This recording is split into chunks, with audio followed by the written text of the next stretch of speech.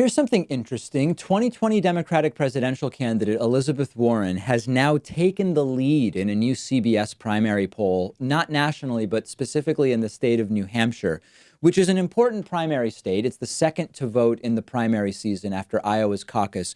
So let's dig into this particular primary today and talk about the polling and some of the dynamics that are going on. So yes, the poll is within the margin of error. Elizabeth Warren, 27, Joe Biden, 26.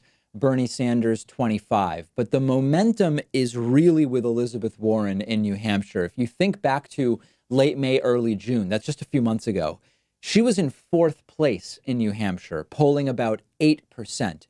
And she's roughly tripled her support there. And the importance of New Hampshire is maybe more significant for Bernie Sanders than for anybody else. We've talked about this before. Bernie Sanders is a senator from Vermont, previously a congressman from Vermont, previously mayor of Burlington, Vermont, well liked by Democrats in New Hampshire merely because of the proximity of Vermont to New Hampshire. Back in 2016, Bernie Sanders won easily in the New Hampshire primary against Hillary Clinton. You might recall Bernie got more than 60% of the vote over Hillary Clinton's 38. And yet he still didn't win the general primary and become the 2016 Democratic presidential nominee. So when we see Elizabeth Warren surging in this way in New Hampshire, it is an interesting monkey wrench. And there are two opinions about the importance of New Hampshire. One view about what's happening in New Hampshire right now is, listen, Bernie crushed it in 2016 in New Hampshire. This is the neighbor state to his home state of Vermont. If Bernie doesn't win in New Hampshire, it bodes very poorly for Bernie Sanders. It bodes very poorly for Bernie Sanders in the broader 2020 Democratic primary. That's one view. The other view on New Hampshire is it's just New Hampshire. Yes, it's an early primary. Yes, it's close geographically to where Bernie Sanders is a senator. But in the end, it's a very small primary. It is not actually going to tell us very much big picture. The other view is that it's sort of something in between. Now, we have to have all of the normal caveats here. First of all, number one, yes, Elizabeth Warren is in first place, but statistically, this is a tie. It's within the margin of error with Warren, Bernie, and Biden separated in total by only a couple of points. But the momentum is certainly going in the direction of Elizabeth Warren.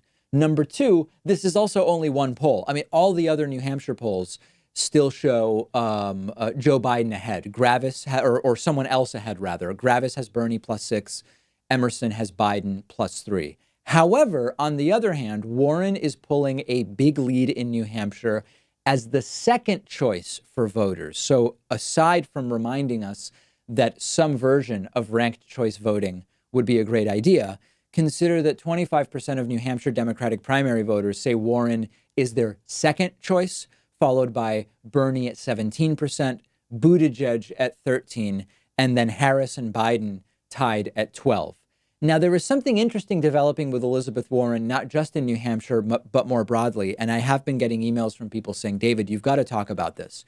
Elizabeth Warren is unquestionably becoming more and more the safe status quo progressive candidate. Now, what I mean by that is Joe Biden is obviously the total status quo establishment Democratic candidate. He straight up told rich donors behind closed doors, if I win, nothing is substantively going to change for you in terms of your privileged position in society. We know that with Biden. Bernie and Warren are the strong progressive candidates in the Democratic primary. Now, I've talked with you before about how even though on policy, Bernie and Warren end up in very similar places, particularly domestic policy, Bernie ends up there pulled right from his kind of tear it all down and build it back up mentality that he comes from.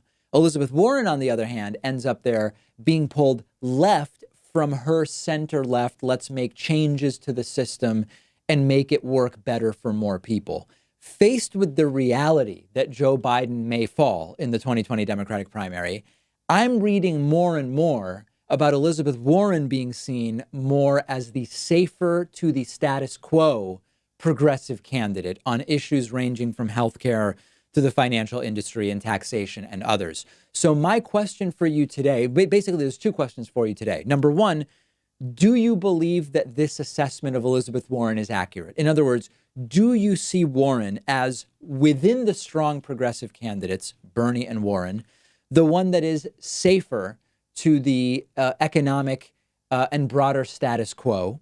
And if you don't, tell me why not. Okay, let me know. I want to hear from you about this.